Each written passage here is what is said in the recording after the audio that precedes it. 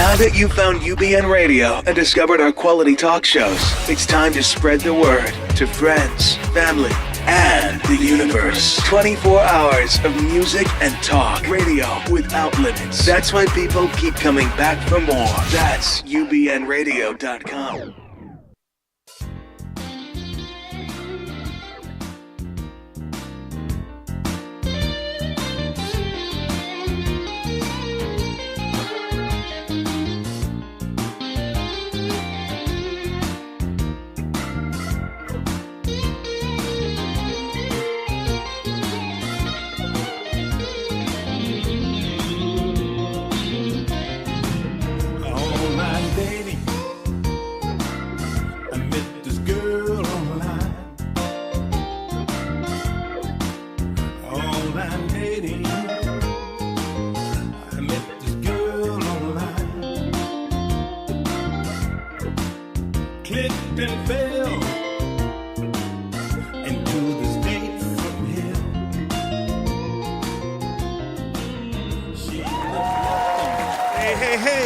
Back to the Larry Exercise Show. Open your eyes. Guess what? Eyes in the house.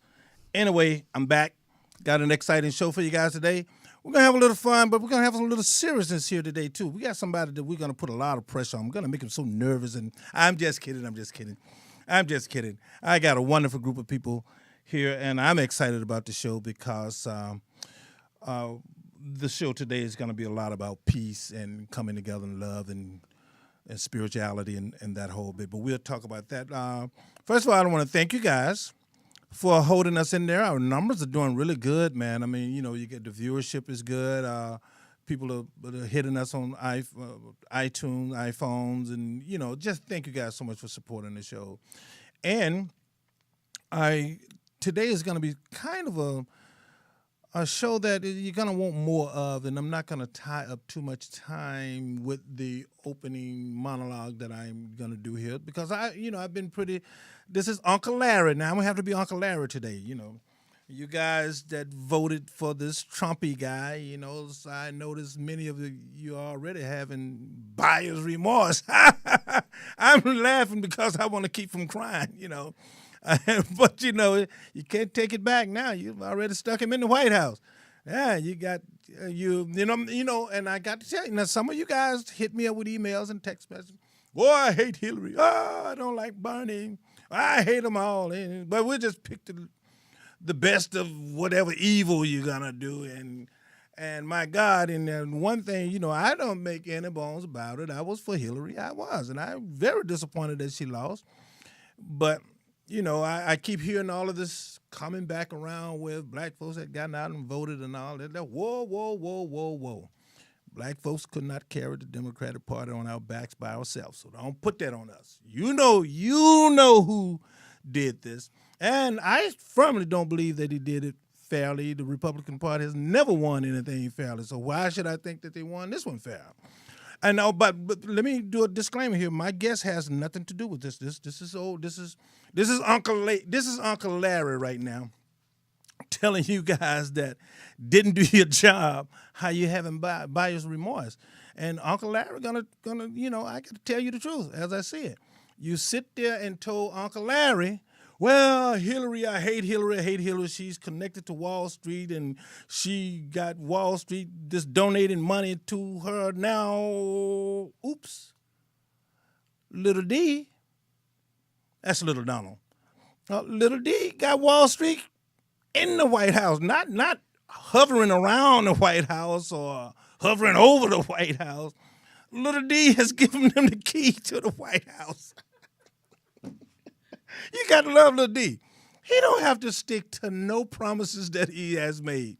And I see some of you are just so hyped up. And you know what? I actually had a couple of guys call me and say, well, he's saving that 1,000 of jobs in Slick Pen State. Pence. He's a slick one. You got to watch him. That's metrosexual pimp there, Slick Pen. That's right. He's a bad one. But anyway, they're saving his job with these air conditioning. I forget the name of it. You go Google it. But what he did was the company the umbrella company that owns this company that he's saving to make sure that they stay in the United States, they have defense contracts. They're going to get $1 billion in the back door for a defense contract to save 100 jobs in Utah, wherever it is, and then you all happy, bouncing up and down because he done saved a couple of jobs when they did it as a blackmail and a trade-off to make little D. Trump look good and make you think he done saved some jobs. He held on to his promises. He didn't hold on to nothing. He just promised those people, the parent company, $1 billion defense contract. You know what that means, folks? How are they going to pay this money? Because it's going to be a war. They're going to have to go to war. They're going to have to drop some bombs and make you and I pay for the bombs that they're dropping on somebody that we have no business going to war with, and these people are going to make money off the industrial military complex. I don't want to get too deep into that because I don't want people's eyes to cross, but that's little D for you. This is Uncle Larry telling you, Uncle Larry telling you people that voted for him, I'm just kind of helping you out here.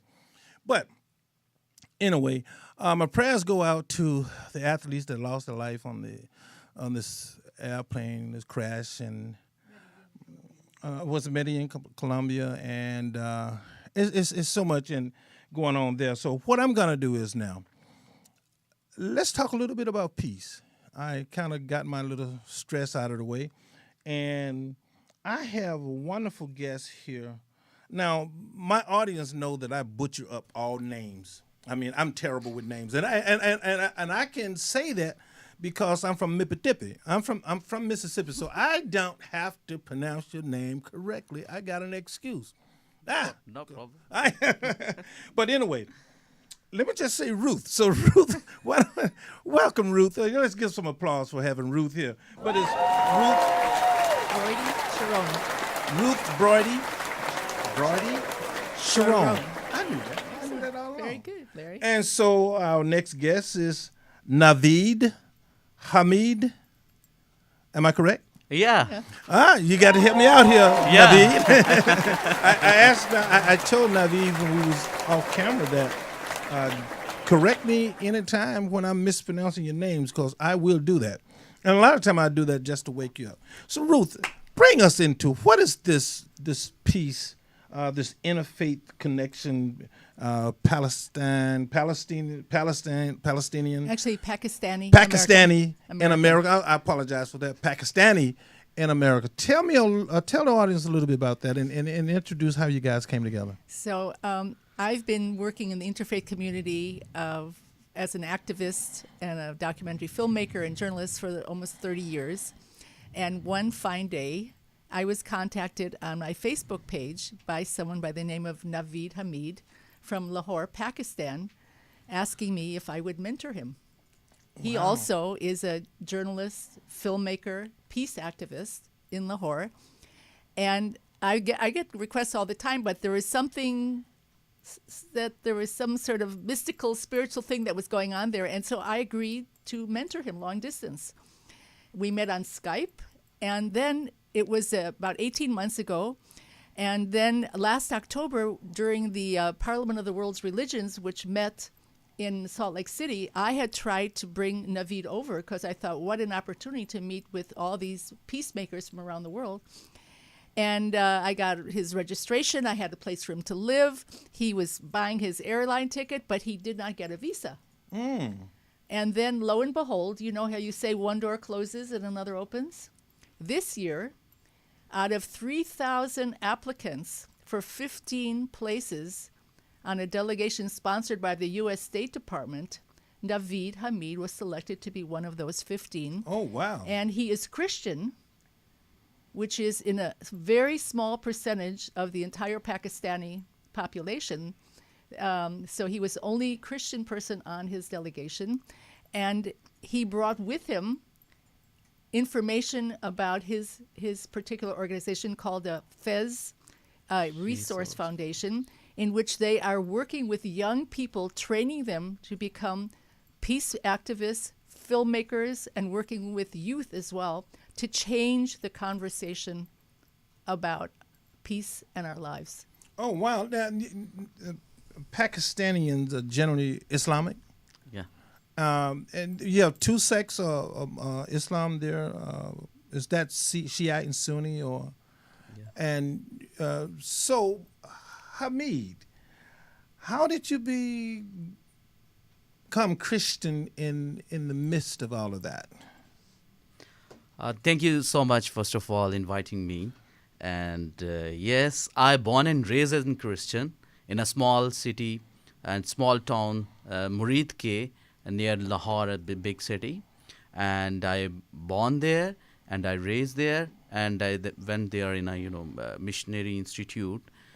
But one thing I want to share with you as a peace activist and my peace journey is, I faced discrimination, at my home. It looks and it here very astonishing and surprising how it happened, but it happened with me.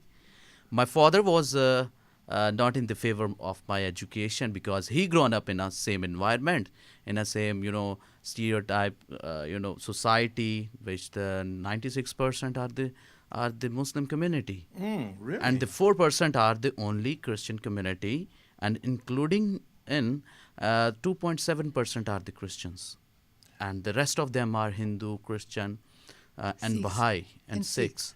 Now, what is a little bit of the history of Christianity in Pakistan? Yeah, Christianity is about 1.5 centuries ago, because when the Britain came, and from British, the missionaries came in India and Asia subcontinent. Then the missionary actually started the preaching of Christianity over there, and back in my home country.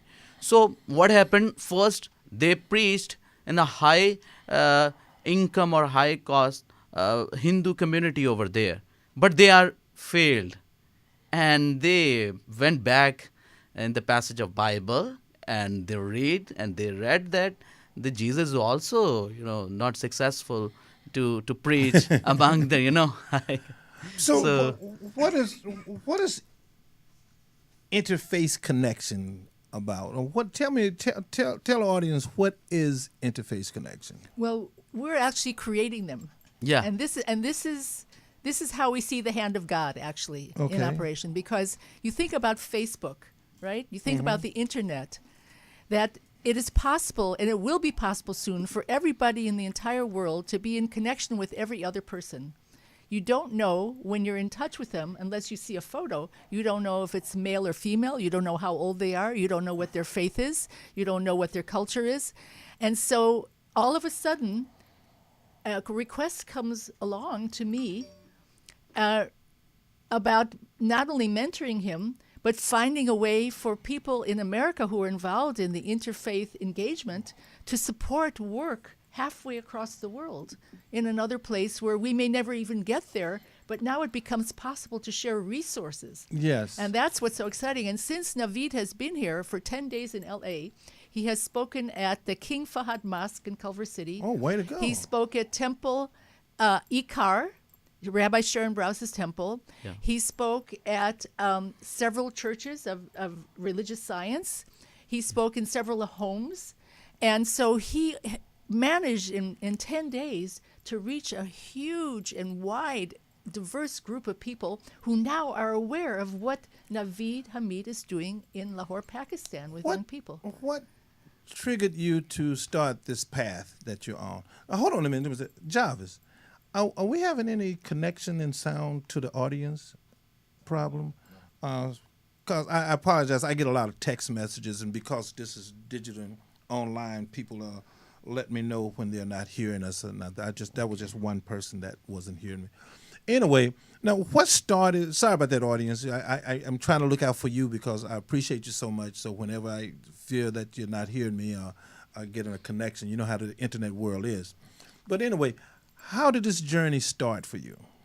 Yes, before that, I'm going to share with you my journey, but I'm going to share with you a little about Pakistan, because Please. most of the people don't know about Pakistan, and Pakistan is have a very bad image in US and in the globe. Uh, Pakistan is a beautiful country. It's a very diverse country. We have so many good things to talk about, and we have a history of peaceful coexistence. But it happened back in 3.5 decades before, when some extremist groups are happened over there, and one of our from the government side, the dictator came, and Islamization came, and they saw the seeds of hatred over there, and now we are harvesting, and all the world. So they sowed the seed of hate. Hate, yeah. Okay. Through a different channels, through a curriculum, through political wings, through a media. So that's the whole problem arises from that era. Hold on a minute. If I'm hearing you correctly, you're saying there was a faction that came into power that used the media and political power and to spread hate. Yeah, at that time, we need to know about the history. We Yes, have go ahead, only please. one channel over there, Pakistan State Television. That Okay. was a PTV, and this is only run by the government. Whatever they want to convey the message, they have the monopoly over there. Yes. So they broadcast their agenda, their message. So that's the picture of Pakistan now. But the good things are happening, and people are now accepting each other. The community over there is not as much as rigid as the US and other world seems to be. But yes, we have some problems. We have issues of terrorism. We have issues of minority killing in the name of religion. Yes, we have all that. But this is done by a couple of, extremist group.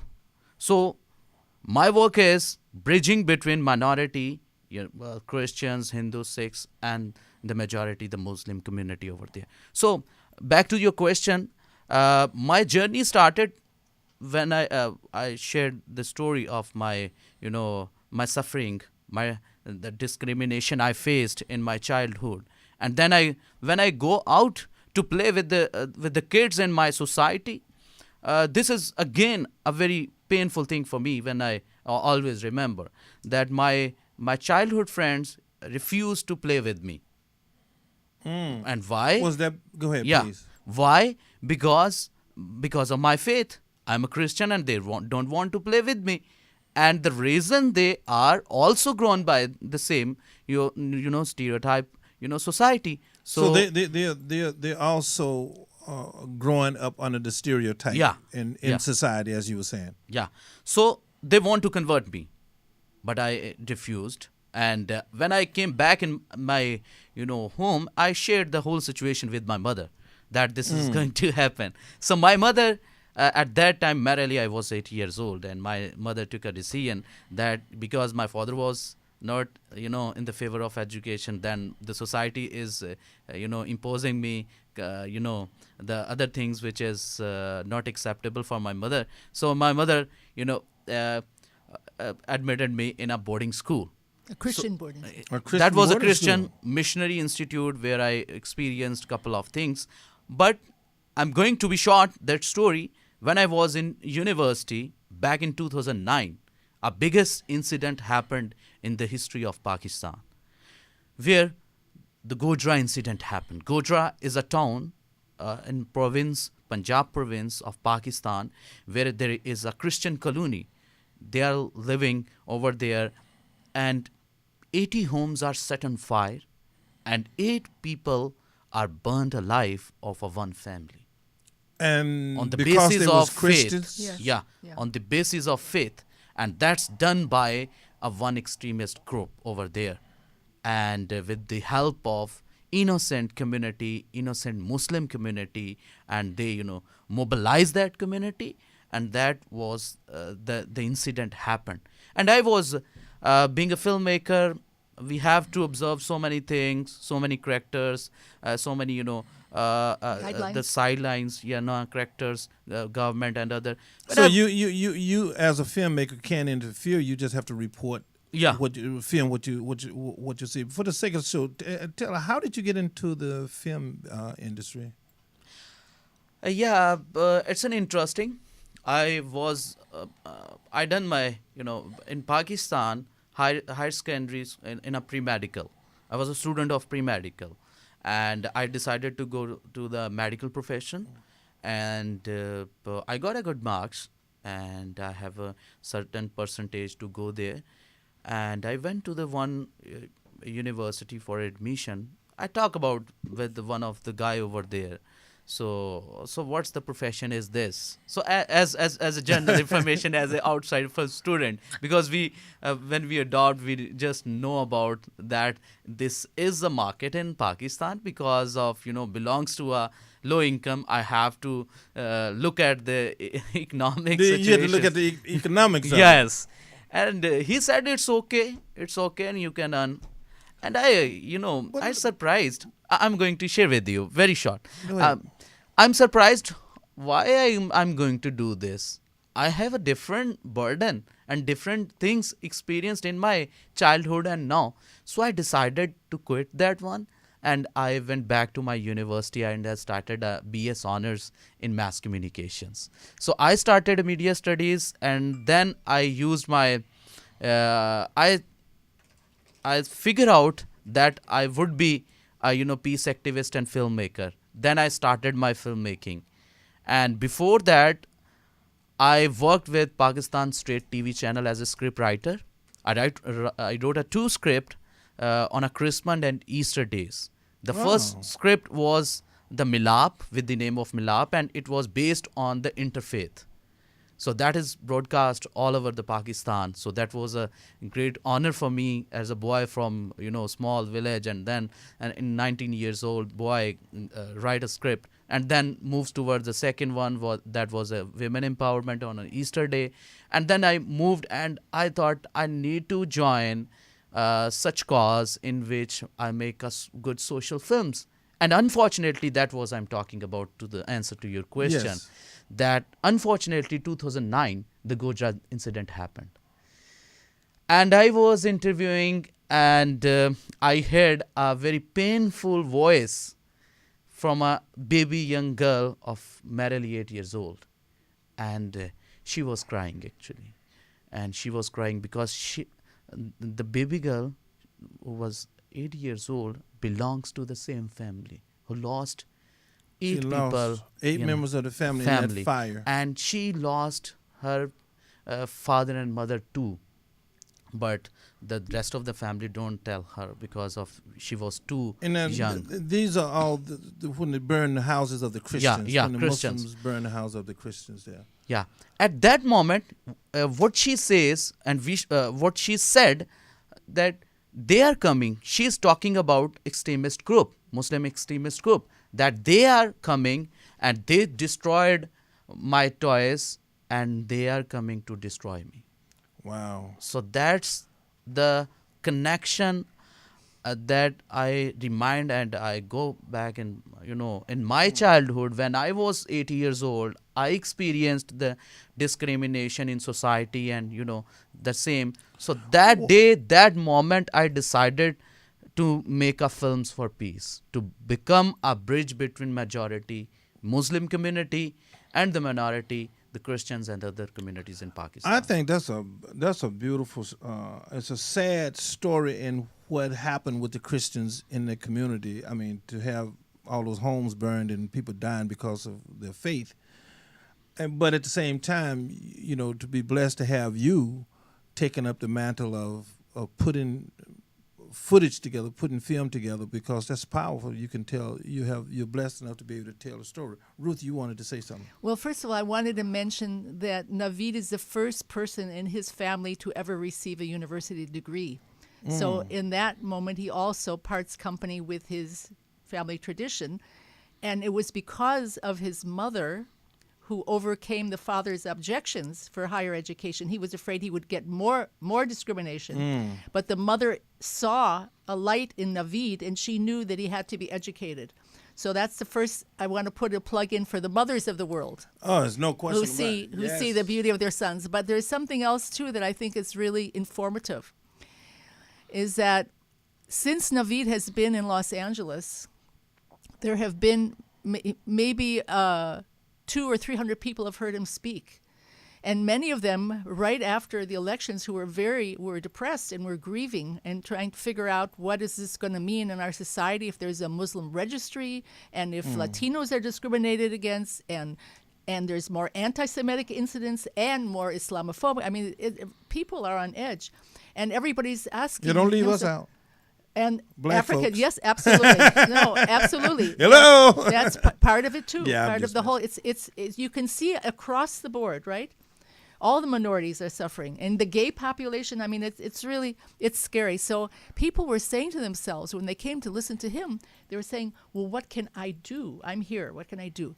And what they see in Naveed is an opportunity to support the work of a young, passionate peace builder, filmmaker, halfway around the world, who is not just working towards the betterment of Pakistan, but now everybody has buy-in. Everybody has a chance to be able to take part in what's happening in another part of the world. That is empowering, Larry.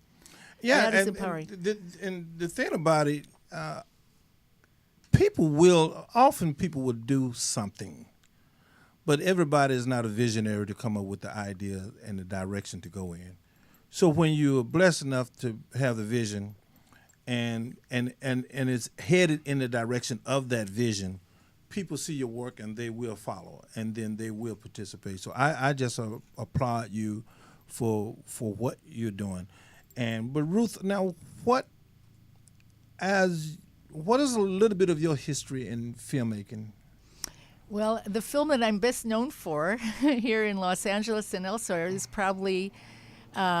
It's called God and Allah Need to Talk. God and Allah need to talk. I like that. And what's ironic about it is that I made it after 9/11 in 2003, but it's more relevant today than it was when I made it. You know, and it's been screened in mosques and churches and synagogues and community centers, not just in America, but also around the world. And it's used as a resource film at the Catholic University in Guadalajara as well. And they make it a mandatory screening for everybody who goes to university there, because it talks about not just our situation right now where we're at each other's throats. It talks about the fear and suspicion, and then it talks about concrete, practical things that we can do to get past it. And so that film is used as a vehicle to initiate social action and for people to move beyond their comfort zone and then to take on something that they haven't done before. I so appreciate you sharing that with me. I had a couple of good friends of mine that I asked them to text me and email me questions and stuff. So I'm going to just look at a question that someone sent me.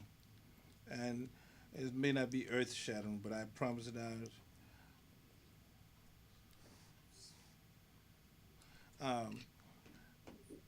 I got a call in. Okay, well, look here. We have a caller, so put the headphones on and let's see about the caller. Hello. We're on air. Thanks for calling. Well, I'm so glad that you are doing this show. This is a friend of the show, and Carolyn, I so much appreciate Naveed and his work in the world.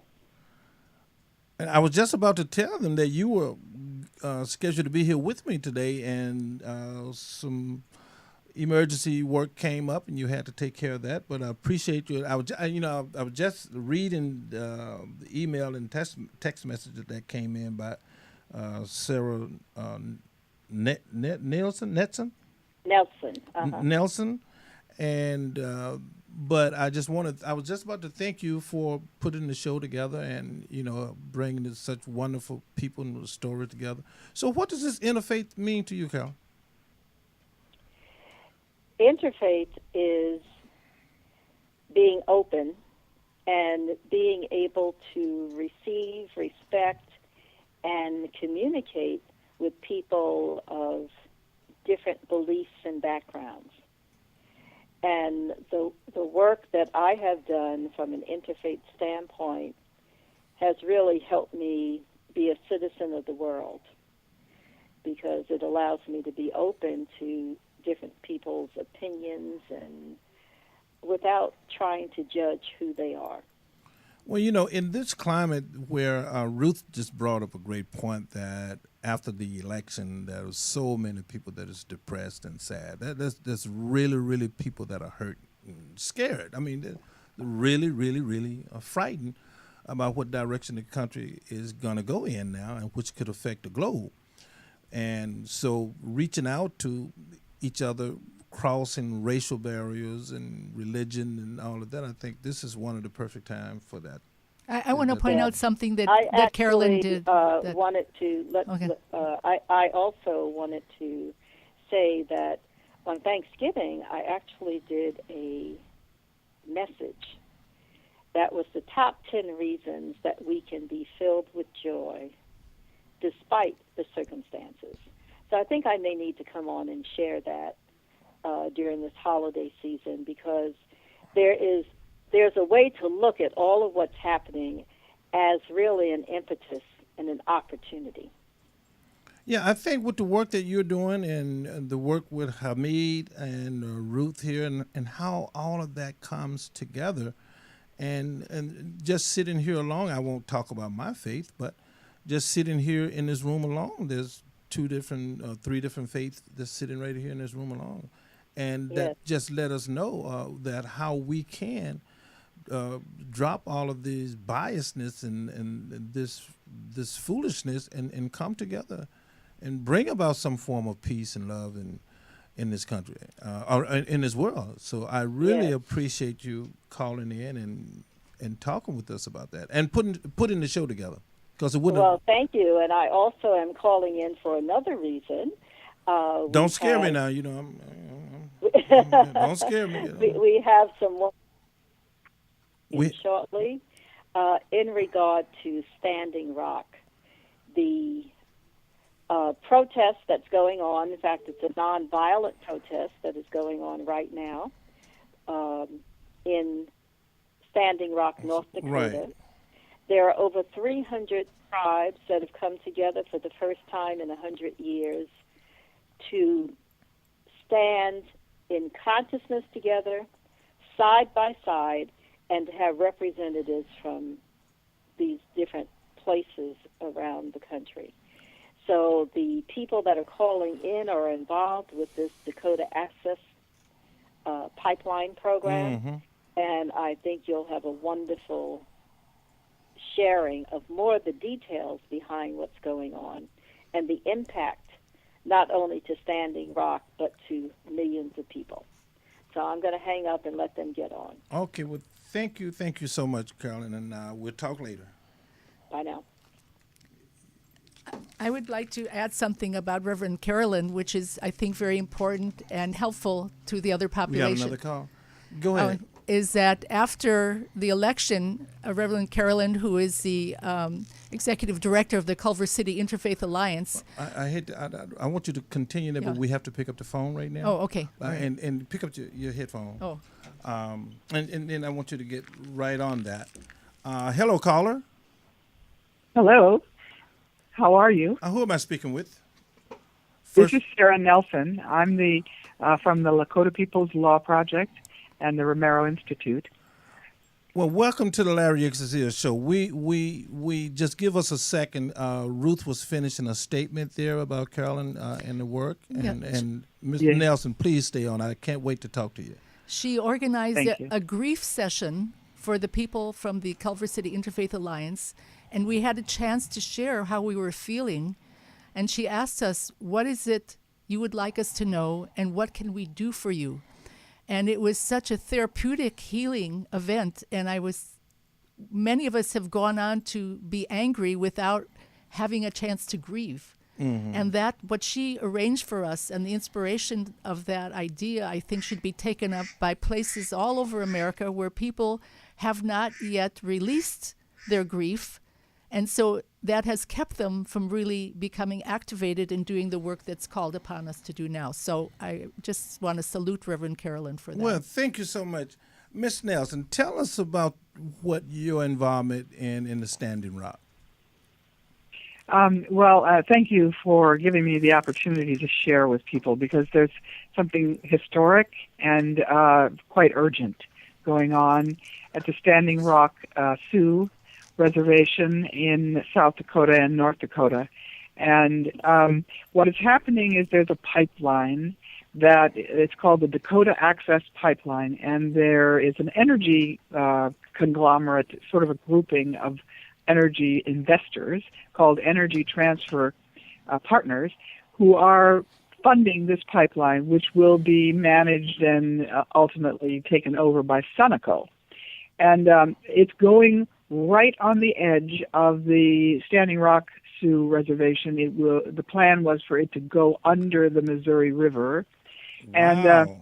And it's a very huge threat to the future survival of the Standing Rock Sioux tribe, which is one of the communities that live along the Missouri River. There are millions of other people downstream who are also threatened by this.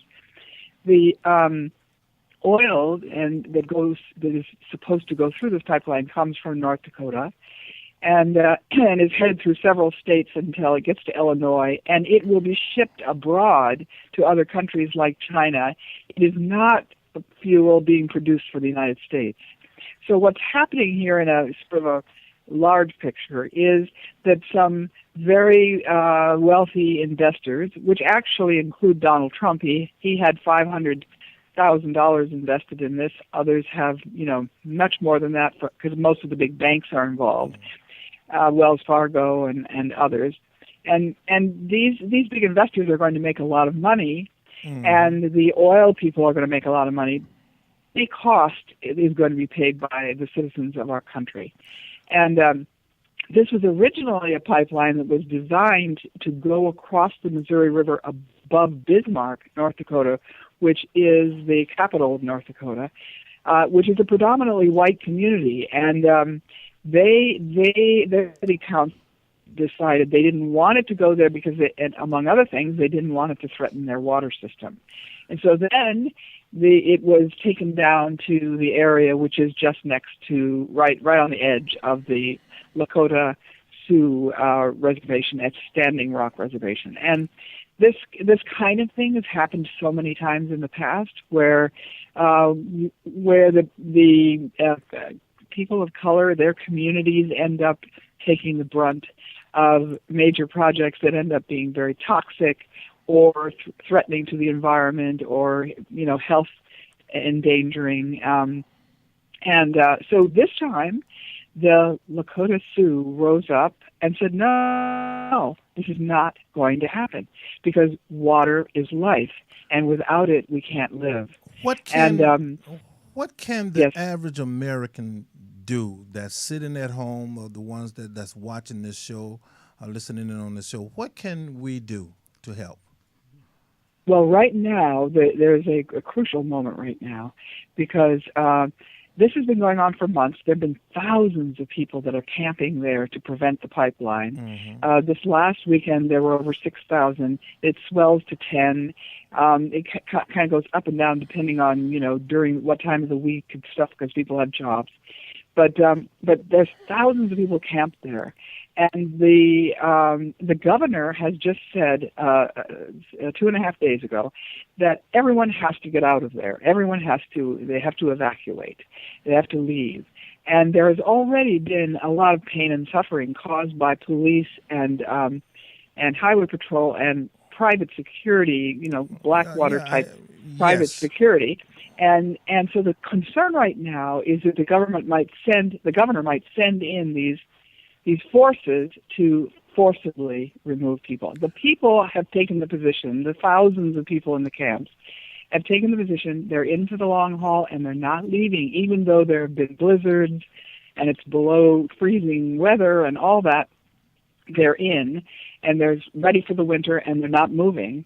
And that includes thousands of indigenous people, not only Lakota, but over 200 other tribes in the country who support them. It also includes lots of millennial young people. There are thousands of them, and they're on the front lines of where the diggers are to stop the diggers. And all these people are saying we're in for the long haul and we're not leaving. So what we're doing right now, and we're calling on everyone to help. This is something that everyone can do and can make a big difference. Obama is the one who can ensure that there is peace. This is a nonviolent protest movement. They are called the Water Protectors. It is done in prayer, and it's a spiritually based movement. It is and there's a peacefulness and a collaboration and a kindness that's all through these camps. Everyone talks about it. Yeah, and so what we need to do is get Obama to issue very clear instructions to the Army Corps of Engineers, and the feds oversee this area along with the tribes. And the governor really has no authority for this area, and Obama's got to make it very clear that this pipeline cannot go forward without a real environmental impact report, which has not been done. Is there like a petition or something that is floating around that we can sign? Yes, is there a website that people can go through? For the sake of time, I'm going to have to ask for a website or something. No, that's quite all right. You can go to lakotalaw.org. lakotalaw.org. www.lakotalaw.org has the petition right there. And people can share it after they sign it. They can share it in social media and everything. And that petition goes immediately the minute people sign it and click the button. It goes right to Obama. Hameed, you seem to be. And we are hoping to get like thousands and thousands to him rapidly, so that he realizes that the people really, really want him to do this immediately. I love your passion about this, and you're the first person that I interviewed on this. And Hameed, you're familiar with this battle as well? Yeah, I'm pretty much familiar, and I'm also yesterday night with the Agape Center. Agape Center is also involved. Yes, Agape International Spiritual Center. So what would you say to the young lady, Miss Nelson, that's on the phone? Yes, I'm very much pain what I saw in my country, and the same is going on here. My message and my request, more than a message, it's my request, humble request, to go out, to talk about on it, and start from the petition, because this is the very first step we can have in our Android phones, Android technology, and ISO, the phones and internet. So go and just have the petition and just click the button. It will go and then stand with the all community. Thank you for telling the audience to go and support Miss Nelson and the Standing Rock on the petition. Miss Nelson, Hameed here is from Pakistan, and he's a Christian that's in a Muslim country, and he's been fighting and started a movement on his own, bringing about peaceful solutions. And I appreciate that I was able to have you on here today. We got to do this so we can do a full hour between the two of us, and once again, give that website out there again, because we want to push it. I'm going to put it on my Facebook. This show is going to be on my Facebook. The website going to be on my Facebook. I'm going to be making phone calls, sending out emails and stuff, because I think. That's wonderful. Well, right now there's an opportunity in this nation, and I know people are sad about what we are seeing, but at the same time, that from a spiritual point of view and from a futuristic point of view and for our children, we have to take this as an opportunity, not a setback and not a crush and not someone that has beat us, but an opportunity to build on and show the world what we can do with our peaceful marching, with our spirituality and with our prayers, and we can show the world now with this opportunity that is laid before us. Yes. And this is the time, I believe, in my heart. This is the time when the people of faith, of all faiths together, can come together to work towards real solutions for our future, for our children. And we don't have to become negative like the negative forces that we're faced with. and the terrible challenges that we're faced with. We can stand together as people of faith for real solutions. And I hope everyone will join us with this petition, because the petition is a real solution, and it's done in prayer and with a spirit of unity among all the people who want to see a better future for the people on this planet. I have called for this before on other situations, but I think that if we, as a nation of people that are spiritual-minded people, if we learn to stay out of these stores, if we stop spending all our money, these people will stop and listen. But as long as we keep running to these stores and buying all of these little funny things we don't need, keep making these people richer and richer and richer, they are not going to move. We lost her? Oh, looks like we lost her. But what I want to say, those of you that don't like that Donald Trump is president, don't spend any money between now and Inauguration Day or afterwards. Pick some time to stop spending your damn money. She's back on. How you doing, Miss Nelson? Hi, I got my phone cut off. We got cut off. And this is what bothers me with a lot of our so-called leaders out there, because they know that the most powerful thing that we have going for us is our dollar. If Donald Trump is going to be inaugurated on one day, 2-3 days before he's inaugurated, and the day after he's inaugurated, if you don't spend no money, if you keep that money in your pocket, these politicians will move the earth to get you back in that store. That is your power. The vote is not your greatest power. I mean, I love the voting, but look what they did with the vote. But I think that with the Standing Rock situation, I think with the police department abuse of black people and people of color in America, I think with this White House that we have that's going into power right now, if people stop spending their money, you will get something done. Weapon. It's a powerful weapon. It is the most powerful weapon that these people will ever listen to. And this is something that I don't hear our leaders doing. We could come together. We could sit down and have a meeting and pick 2 or 3 days out of a month collectively with a strategy and with the economic people involved showing us how to spend our money to get this government to bow down and do the right thing for the people and not for these corporations, because that is where you hurt them at. And we are not doing that. So I'm willing to not spend any money. Let's pick a day. We'll pick a time, and let's stop spending money. That's all you got to do. The people in Dakota, in South Dakota. One of the things that's happening right now with the standing people who are standing with Standing Rock is they are pulling their money out of Wells Fargo, particularly because of all the big banks are involved, but Wells Fargo is really involved up there in this pipeline, and so. Tribes are moving their money out of Wells Fargo. Individuals, other organizations are, as a way to demonstrate to the banks and to Wells Fargo, you can't have our money because you use our money to invest overnight to make money for your bank.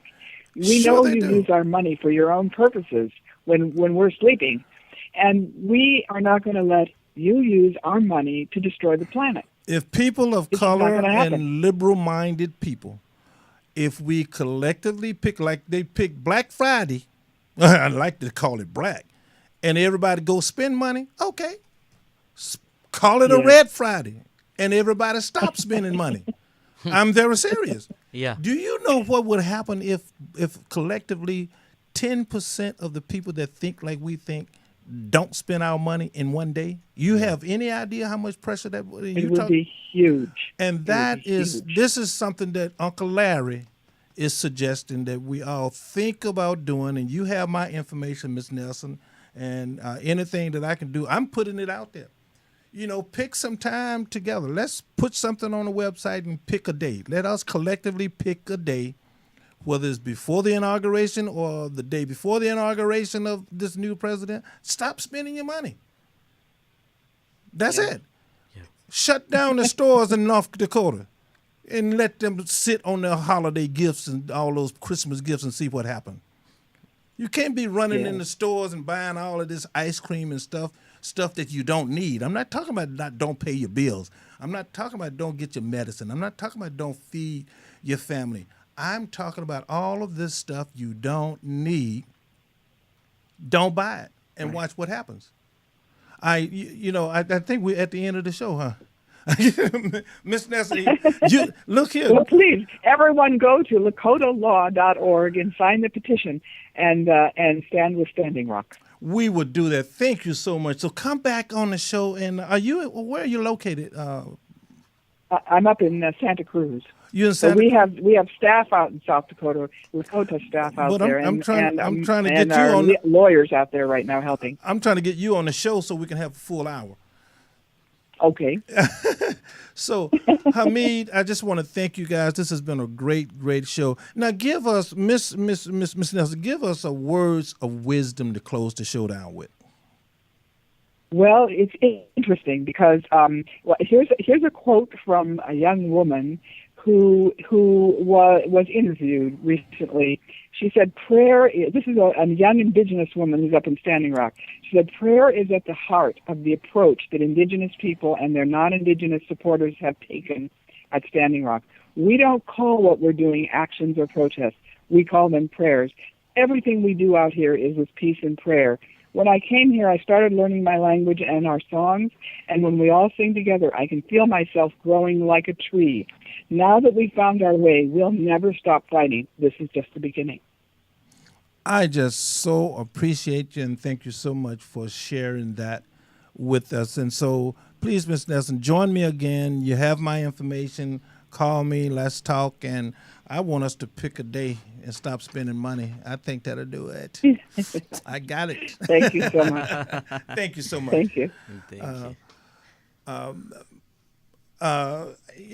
Hameed, I thank you so much for coming on the show. This has been really, really wonderful.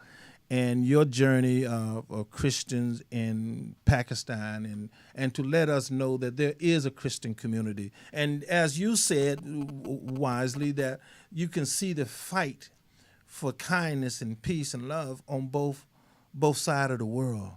And that's what you are doing. And you have inspired me to look more at Pakistan, not from a culture of propaganda, but take a good look at that beautiful country and not fall for the propaganda machine that has been out there. I just so thank you so much for coming here and sharing that. And thank you so much. I'm honored to be here, and it's good to have talk about something which we are, in dire need. So I'm going to say thanks, and all the people who are, listening here, watching us. That the three words I have, and I will say thanks to you. Let's accept each other. Let's respect each other, and let's celebrate the diversity we have. Oh wow, that's great, Jarvis. How much time I got there? Oh man, I just want to thank you for your time. And is there a website? Yeah, I have a website. Just give us the website again. You can go to the www.naveedhameed.wordpress.com. This is the one we www.naveedhameed.wordpress.com. WordPress.com. Okay. It's all of my films. You can go to my Facebook page with the same name, Naveed Hameed, and on a Vimeo you can watch my own with the same name, all videos. And we have a Facebook pages of Faiz Resource Foundation, and you can have all the access and information. Once again, first of all, how long are you going to be in town? I'm leaving on Saturday morning, this Saturday morning. This Saturday morning? Yeah. You're going to be back soon? Not yet. Hey, come on. You know what? You got to get me over to Pakistan. I'm ready to come. Yes, please. Please do come, and we will host over there a show for you as well. I would love. I've been to Bahrain, Saudi Arabia. Yeah. So now I'm going to come and visit you. I'm going to hold you to that. Yes, it's your turn to Pakistan. Yeah, my turn to Pakistan. The time is up on this show. Let me just say something that I've said before. from the Dakotas to the Pakistani to Washington, D.C. to across this country, especially America. I don't know about, let me not speak for other countries. Let me talk about America.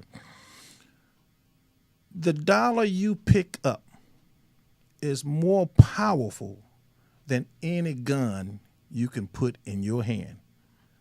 Use your dollar wisely, Americans, and you can shake the core of this government and this corporation to their knees.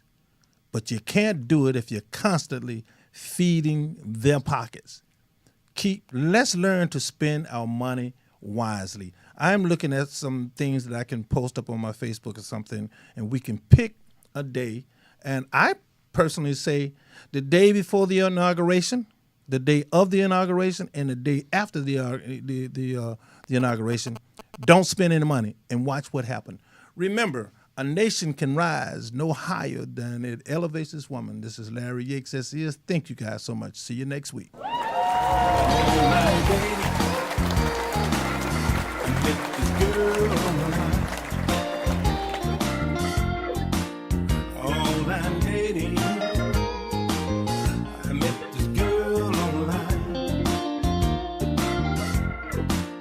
Clicked and fell.